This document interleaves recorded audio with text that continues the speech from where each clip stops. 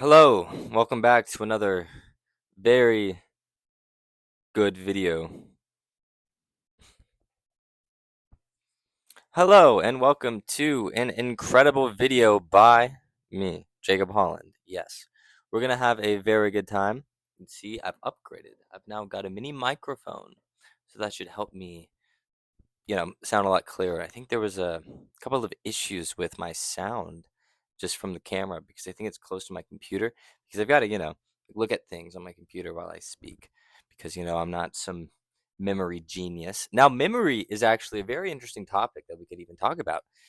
It seems to be that while there are, neurological structures that have memory and that, there are neural excitations throughout the brain that resemble memory, it's not quite clear exactly outside of the realm of plasticity how they're like what they really are. There's still a lot of confusion with memory because I think a lot of it has to do, I think memory has a lot to do with mental phenomena, which is like the mental space in which we orient ourselves. And then there's different philosophical ideas on what that mental space is, if it's a fundamental abstraction of kind of like the subjective world we live in, or if mental is fundamental.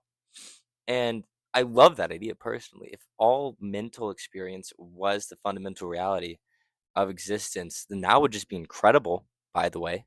Like, oh my goodness, could you imagine if the world was completely made up of just mental experiences? That would completely change the way we would orient ourselves indefinitely. Like, we'd probably get a lot more mystical if that was the case. And it's not like there's zero evidence for that to be the case. I mean, there's evidence for a lot of things. And I like David Hoffman's idea of the kind of the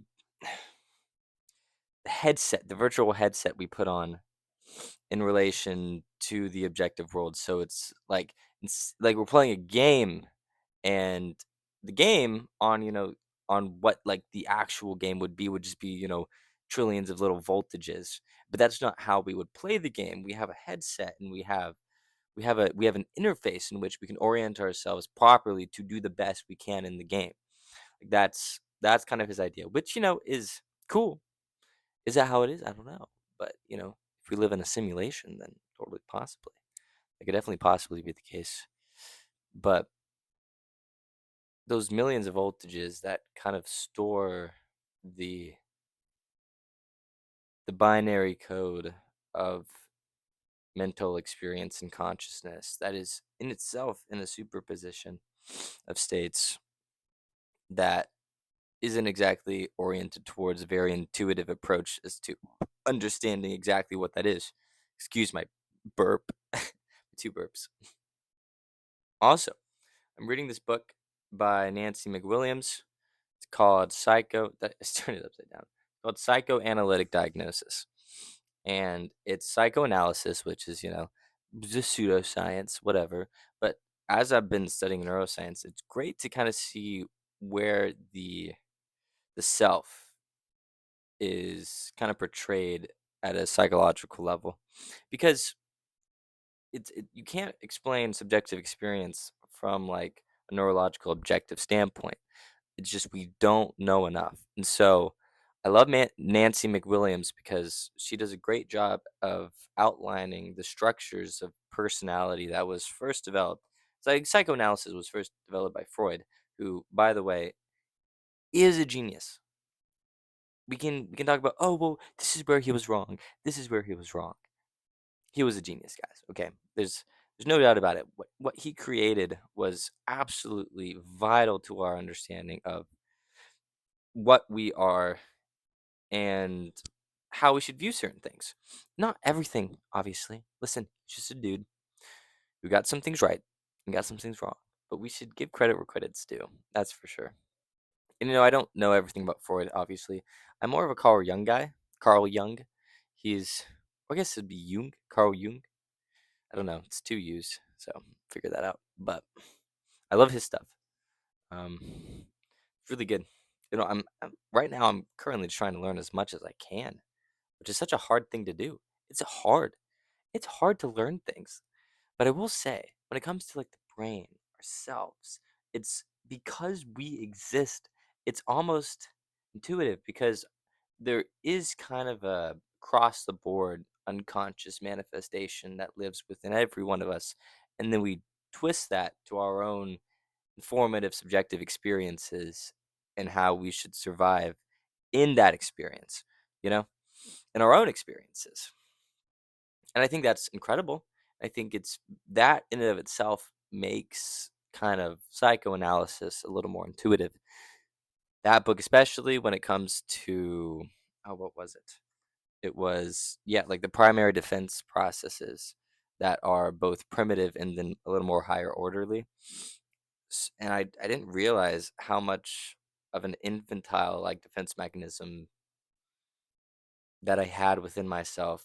I mean, obviously because I had a lot of the problems that kind of hold me back in life came from kind of the ages of, I would say, 3 to 10, and that is, I think that created a disassociation of two different psychic phenomena within myself.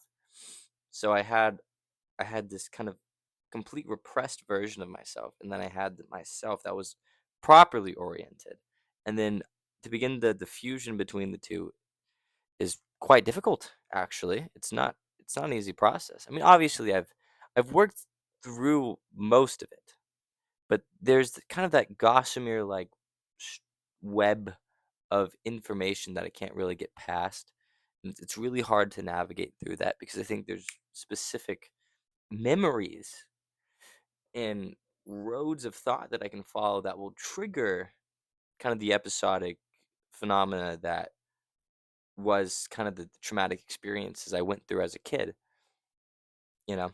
And all of it was mental. Like none of it had to do exactly with the people around me. Like my parents, incredible people.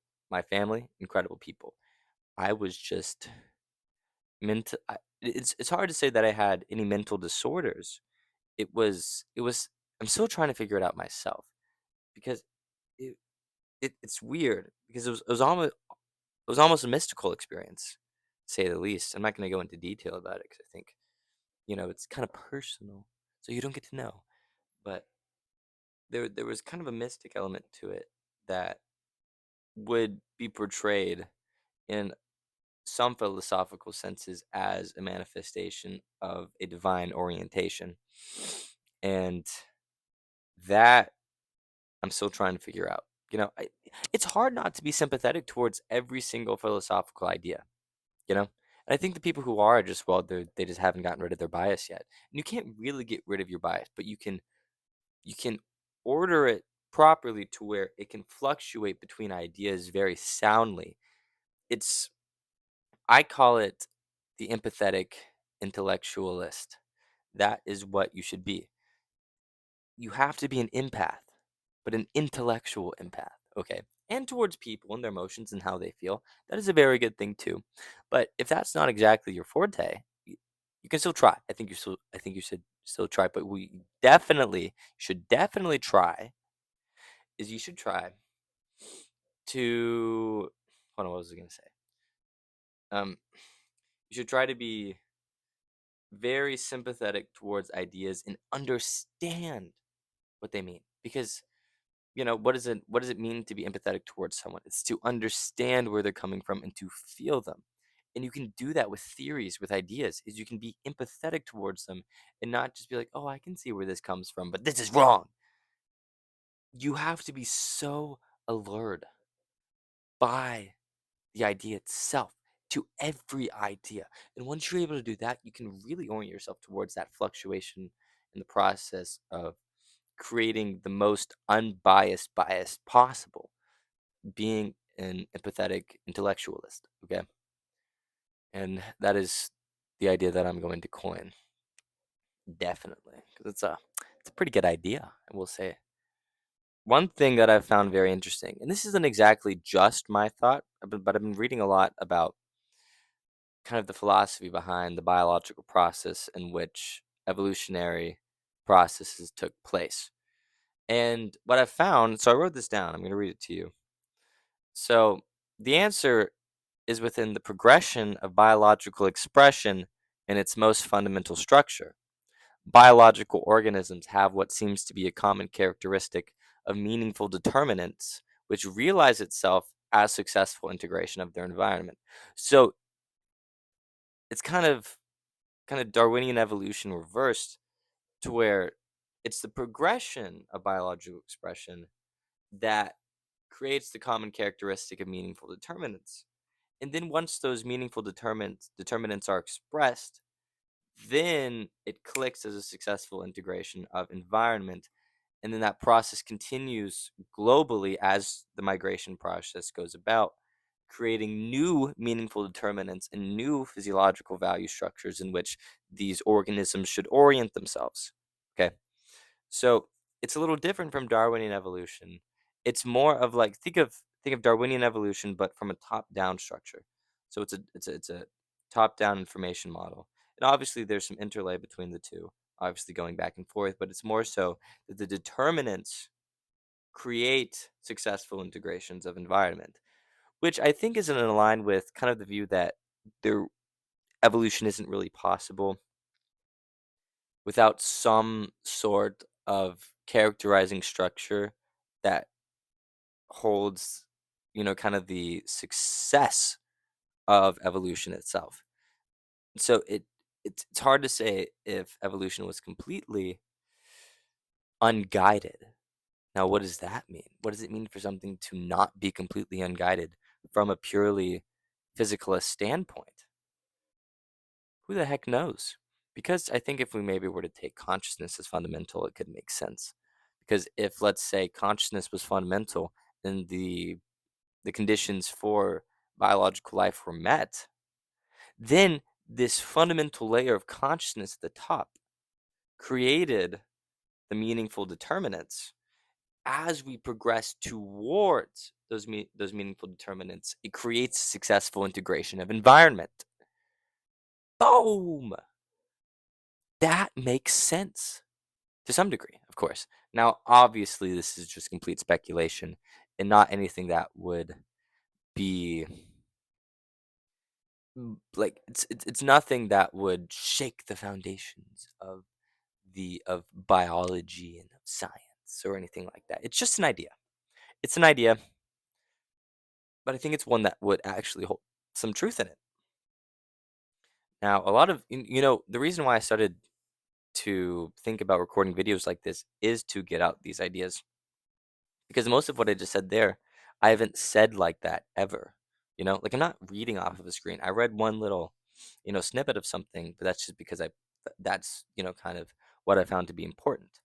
And, I said other people think this way, but I'm not exactly sure who, but I think I've heard these ideas from other people. It's kind of a conglomeration of different ideas put into my own set of ideas that are expressed this way. And I think it holds true. Like it would make sense because there seems to be kind of a collective meaning behind things. And you can't really characterize it as just pain versus pleasure because it's the progression towards something that characterizes itself as better, you know? And it's I don't think there's enough evidence to say that it's simply like pain versus pleasure because there's so many more factors that are at play at a fundamental level. Actually at a fundamental level, there is no such thing as pain or pleasure. It has to be more. It totally has to be more. And it's hard to, you know, find out what that is, but I think it's possible. I think it's totally possible. And, I have time to continue pursuing this idea, but I think other people should pursue it too. I think it's a great idea.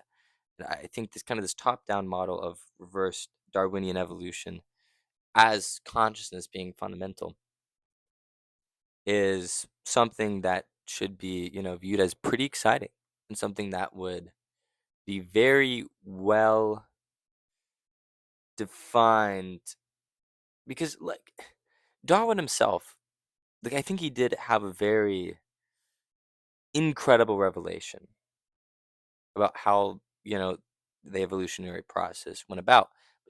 But even him knew that what he was creating was kind of a failed concept in and of itself. And he admitted that, which, says something. But I think he was onto something because it's not that, because something can't hold no truth in it. That's what I've come to realize, that everything holds some degree of truth. And that's why I want people to be empathetic intellectualists, okay? Where you can understand someone's idea and then live it out fully and find the allure in with that idea and then run the opposite direction once it's alluring enough and consider everything within the sphere of everything you possibly could be not ignorant of, okay? If that makes sense. But I think that's so important. It's absolutely so important for us to do that. It's hard to know how in the world we should do that, right? But I think it's possible. It's totally possible for us to figure it out. You know, while you can be a physicalist and not view things as like, oh, there's some being in the sky is the who just decided everything. I want you to think though of a divine nature that is the correct orientation in which we should direct our lives from a subjective standpoint. I think that's where kind of the collective understanding of kind of the expressions of meaningful determinants reside when you are honest with yourself, and then from there, once you realize the determining factors of your biology, you can then create an orientation that is personal and subjective and leading towards that divine nature of enlightenment. I don't know if that made sense, but I'm still trying to figure it out myself, what that means and what it means to be part of the divine nature of existence. And I think there are people who've reached that point. And I think death is a factor in which it is very hard to understand. Death is very interesting because it's not quite clear if we cease to exist. I don't know. It's just, especially if we only view time as one dimensional. If you take it two dimensional, then there's the warpage of time, to where instead of going forward, there's a moment in time which can be infinitely experienced, and then you take that and turn it into third dimensions of a temporal dimension, simply time. That would simply be information itself, and then orienting ourselves in that infinite space of information would be something that would approximate an afterlife. And who's to say that that won't be experienced after death? That once we kind of get rid of our physiological boundaries within ourselves, that we experience time not one dimensionally, but actually three dimensionally, maybe even two dimensionally. But I don't think that we would stop at two. I think we'd go to three, maybe four. Maybe there's an infinite amount of time dimensions that we could experience. Now, all of this is just speculation, of course, but I think it's good speculation to have, because what gives rise to conscious processes doesn't have to be the fundamental conscious matter that created the orientation towards a mental experience. Okay? Those don't have to be necessarily synonymous, but a part of a congruent nature within reality itself. That to me makes so much more sense. Infinitely more sense than anything that I've seen so far. I guess I'm not sure exactly what that means. I'm not sure what anything means exactly, except fundamental meaning itself and what I know to be meaningful. I can't experience anything else. It's impossible for me to. And that's very frustrating, I will say. Extremely, extremely frustrating. So I'm trying to flesh out all these ideas and then maybe even get some feedback from people, from you guys, the guys who are totally watching this. No, but it's good to flesh out ideas. And I think one of the problems that I have with religion is that you put preconceptions a on a being that is so far beyond comprehension within contextual understanding of revelation. Like the Bible, let's take that for example, and then say it's divinely oriented and it was divinely created. Even then, what was expressed by these people with divine revelation came from a subjective viewpoint and won't be realized fully within the manner of simple knowledge. That's not possible. That's why you have to be empathetic towards ideas. And I think that that divine nature of enlightenment expressed in words is something we have to be careful of because then it creates contextual preconceptions which create false understanding of the infinite progression towards the ultimate good. So, I guess that's kind of my critique on religion itself. Because for me, like I would say I am a Christian.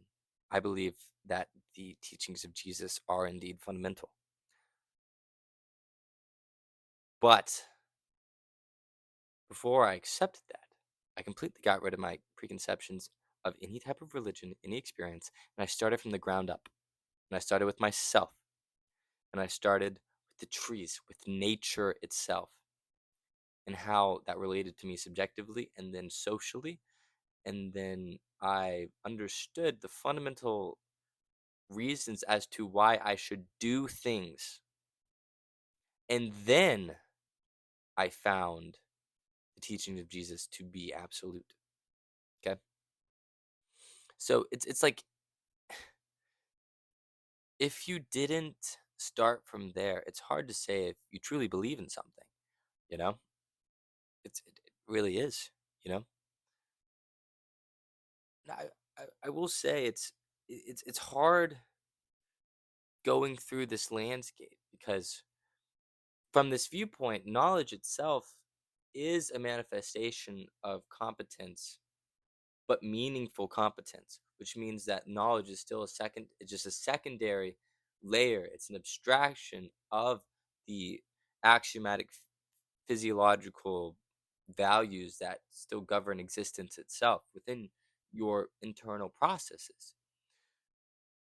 So it's impossible to orient yourselves knowledgeably. It's only meaningful. And you're not starting from the ground up when you say knowledge is the fundamental layer of expression. Whenever expression comes from meaning and is expressed competently as knowledge. Okay.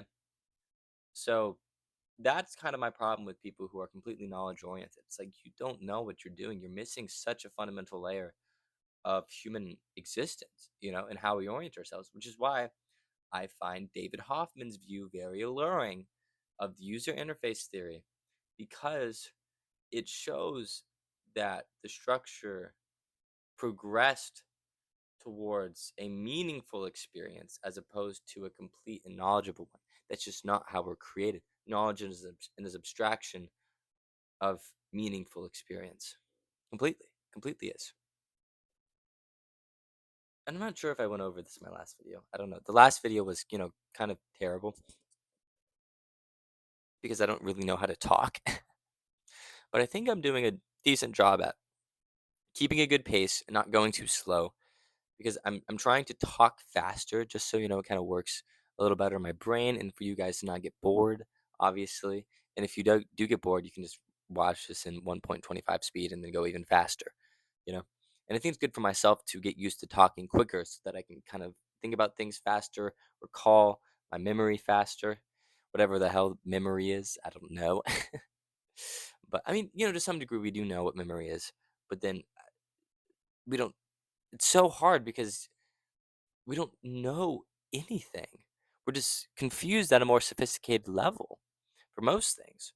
Like you just keep asking why questions the right why questions. You can't just ask why. You have to ask how this works and the why in relation to another function of that system.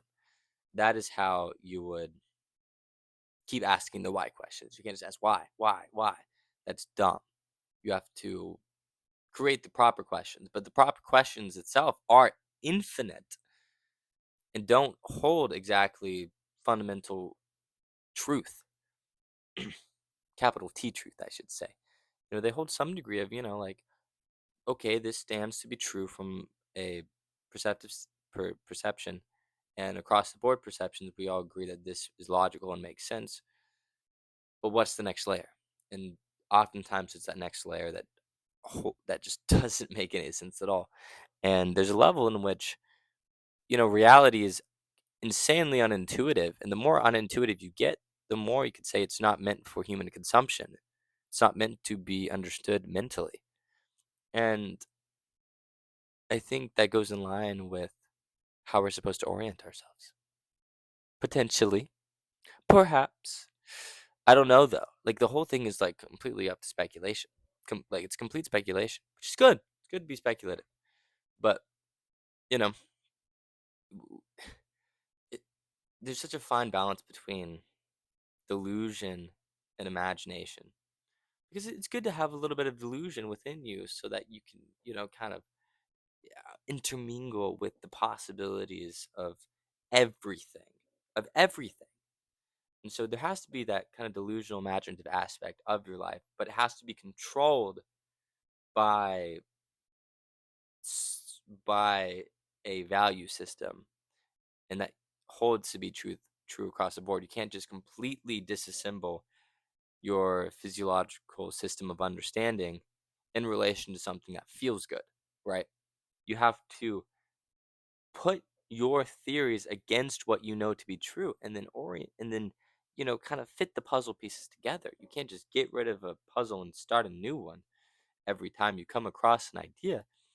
If you've held something to be true across the board and something doesn't make sense in relation to it, then you have to first consider the problems of what it is you're trying to fit in, and then the problems of your physiological system. And usually, with those two steps, you can come to a conclusion. And then you can alter your physiological values to, fit it in, obviously. That's why you got to consider everything, because it's good to do that. And then from there, you can create a flexible landscape in which you can have imaginative processes while still grounding yourself in knowledge. And it's that relationship and that touch between the two that creates a very well oriented imagination. And, I mean, even Einstein himself said it's good to, like, imagination is better than, you know, knowledge, which is true to some degree. And I think it's because he also tapped into kind of the the kind of collective intrinsic manifestations of competence that have created the progression towards a more survivable landscape, like with the creation of technology, for example, which is, by the way, so profound. What we have is incredible. It's absolutely incredible. And I think that it couldn't have been any other way. And that there's some underlying structure that has pulled us towards something that is at kind of the top of, you could say, like Jacob's ladder, the steps towards the full expression of the ultimate good in a Platonistic standpoint would be correct. And that's how it seems to work. And so, what should we do with that? I think you should be happy. That's how it is, that the fundamental structure of orientation is towards something that is better than what we have now. Like, that's incredible.